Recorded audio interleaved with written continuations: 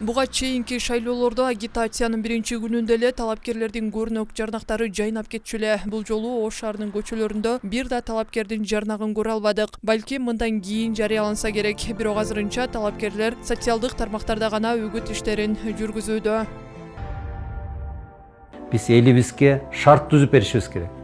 Талапкерлер үгүт кампаниясын өлкөнүн ар кайсы аймактарынан башташты. Негизги талапкер деген Садыр Жапаров Талас облусунда стадиондо 2-3 миңден ашуун адам менен жолугушуу өткөрдү. Албетте бул пандемия шартында. Санитардык талаптар жөнүндө эч ким ойлонгон деле жок.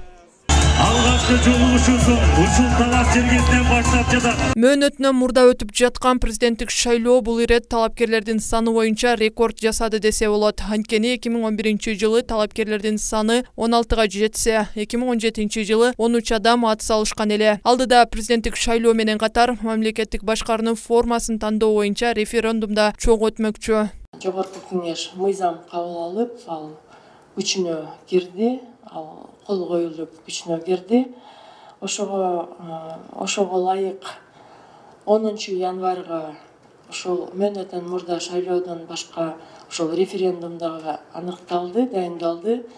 Демек 2 добуш берүү бир күндө өтөт. Ошентип алдыдагы президенттик шайлоого 18 адам талапкер катары бара жатат. Алардын ичинен Клара Соронкулова, аялдардан жалгыз талапкер. Калгандары боюнча кыскача айта турган болсок, талапкерлердин арасында президенттик шайлоого ушуну менен 2 жана 3 жолу катышып жаткан саясий ишмерлер, кылмыш ишинде шектүү катары тергөө абагына кармалып, толугу менен актала электер да бар.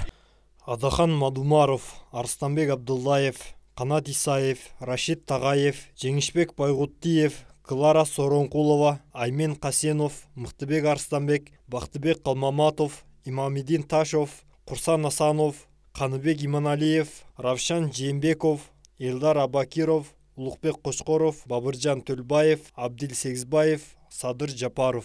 Талапкерлердин шайлоо фондундагы каражаттарга көз чаптыра турган болсок, эң көп сумма Садыр Жапаровдун фондуна чогулган. Жалпы сумма 19 миллион сомдон ашат. Андан кийин Бабыржан Төлбаевдин шайлоо фондуна 5 миллион 200 миң сомдон ашуун каражат түшкөн. Эл азыр дайымкыдай эле талапкерлердин ичинен татыктуусун тандап алуу ниетинде турат. Бирок ошол эле учурда шайлоонун таза өтүшүнөн күмөн санагандар, жана ачык айкын болооруна ишенгендер да бар. Элдин дагы көзү кичине ачылгандыр, эми акчага сатылып кандай акыбалга келгенибизди көрүп атат го. Турабы же тура эмеспи? Эми элдин дагы кичине мындай аң сезими өсүп, андай акчага бурулбаса керек деп ойлойм мен. Эл билип калды да, ким кандай экенин, ким кандай иштеп атканын. Ошон үчүн ойлойм, таза кетти.